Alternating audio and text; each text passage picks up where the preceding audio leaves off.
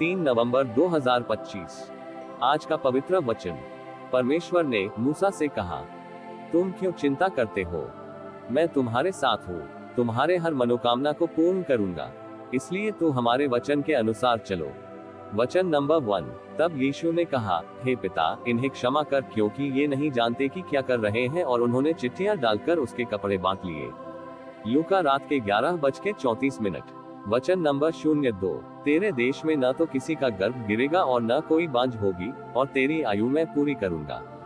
निर्गमन रात के 11:26। वचन नंबर 03। तुम में ज्ञानवान और समझदार कौन है? जो ऐसा हो वह अपने कामों को अच्छे चाल चलन से उस नम्रता सहित प्रकट करे जो ज्ञान से उत्पन्न होती है। याकूब 3:13। दोस्तों, मैं पैट्रिक हूँ और आप देख रहे हैं जीवन पवित्र यूट्यूब चैनल। तो चलिए यीशु मसीह का नाम लेकर एक नया एपिसोड की शुरुआत करते हैं। Let's start. जो देश तुम्हारे पूर्वजों के परमेश्वर यहोवा ने तुम्हें अधिकार में लेने को दिया है, उसमें जब तक तुम भूमि पर जीवित रहो तब तक इन विधियों और नियमों के मानने में चौकसी करना। जिन जातियों के तुम अधिकारी होगे, उनके लोग ऊंचे ऊंचे पहाड़ों व टीलों पर व किसी भांति के हरे वृक्ष के तले, जितने स्थानों में अपने देवताओं की उपासना करते हैं, उन सबों को तुम पूरी रीति से नष्ट कर डालना। उनकी वेदियों को ढा देना, उनकी लाठों को तोड़ डालना, उनकी अशेरा नाम मूर्तियों को आग में जला देना, और उनके देवताओं की खुदी हुई मूर्तियों को काटकर गिरा देना, कि उस देश में से उनके नाम तक मिट जाएं। फिर जैसा भी करते हैं, तुम अपने परमेश्वर यहोवा के लिए वैसा न करना। किंतु जो स्थान तुम्हारा परमेश्वर यहोवा तुम्हारे सब गोत्रों में से चुन लेगा कि वहां अपना नाम बनाए रखे, उसके उसी निवास स्थान के पास जाया करना। और वहीं तुम अपने होम बलि और मेल बलि और दंशमांश और उठाई हुई भेंट और मन्नत की वस्तुएं और स्वेच्छा बलि और गाय बैलों और भेड़ बकरियों के पहिलौए ले जाया करना। और वहीं तुम अपने परमेश्वर यहोवा के सामने भोजन करना, और अपने अपने घराने समेत उन सब कामों पर जिनमें तुमने हाथ लगाया हो और जिन पर तुम्हारे परमेश्वर यहोवा की आशीष मिली हो, आनंद करना। जैसे हम आजकल यहाँ जो काम जिसको भाता है वही करते हैं, वैसा तुम न करना। जो विश्राम स्थान तुम्हारा परमेश्वर यहोवा तुम्हारे भाग में देता है, वहां तुम अब तक तो नहीं पहुँचे।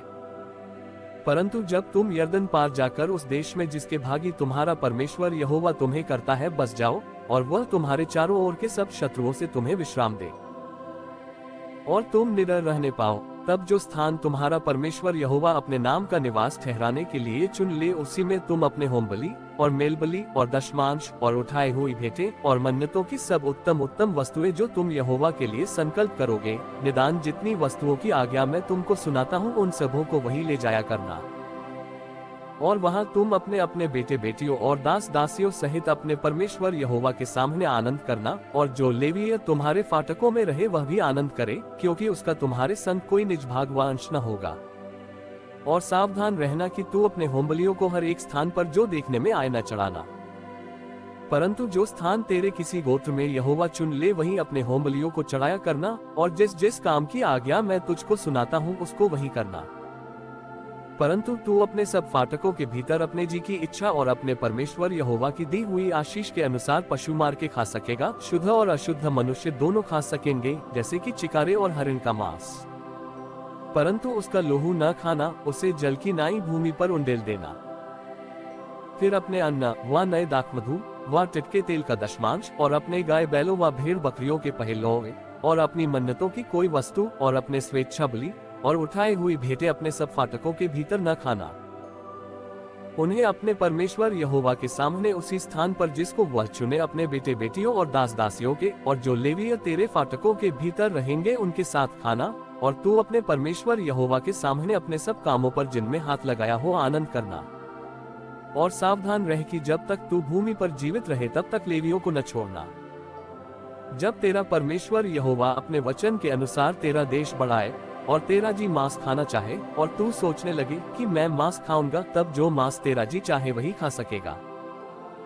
जो स्थान तेरा परमेश्वर यहोवा अपना नाम बनाए रखने के लिए चुन ले, वही यदि तुझसे बहुत दूर हो, तो जो गाय बैल भेड़ बकरी यहोवा ने तुझे दी हो, उनमें से जो कुछ तेरा जी चाहे उसे मेरी आज्ञा के अनुसार मार के अपने फाटकों के भीतर खा सकेगा।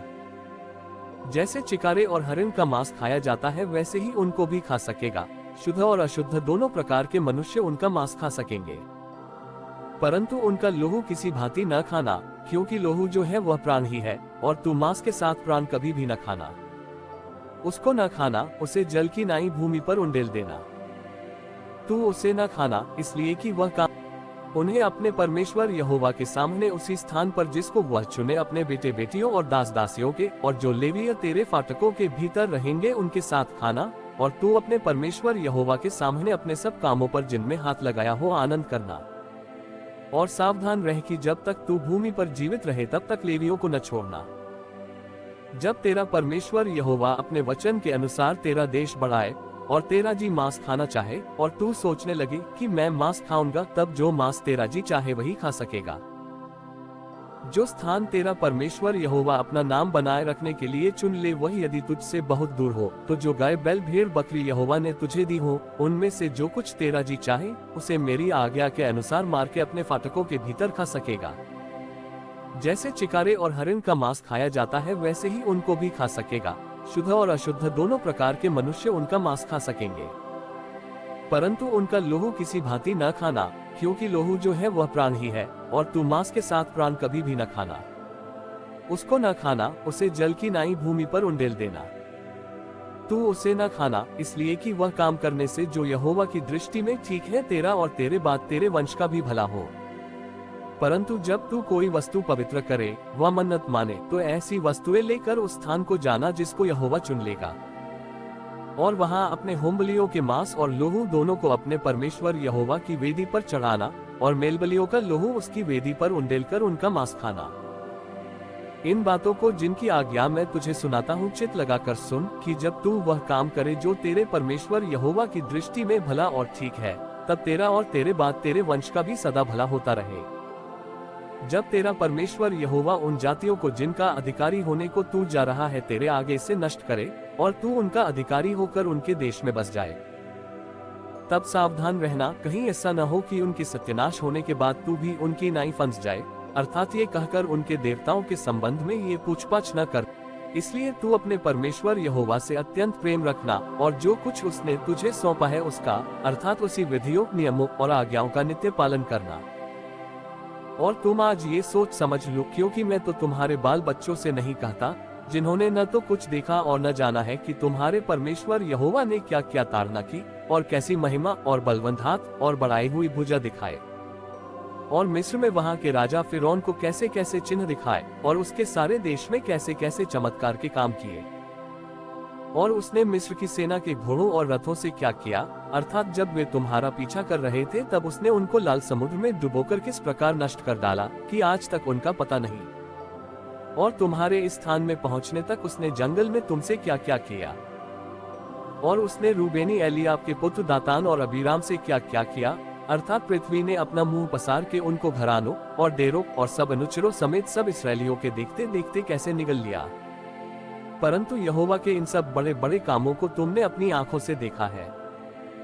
इस कारण जितनी आज्ञाएं मैं आज तुम्हें सुनाता हूँ उन सबों को माना करना, इसलिए कि तुम सामर्थी होकर उस देश में जिसके अधिकारी होने के लिए तुम पार जा रहे हो प्रवेश करके उसके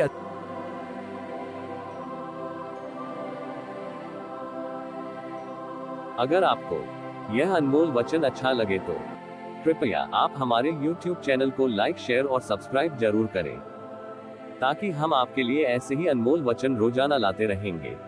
धन्यवाद। जय यीशु।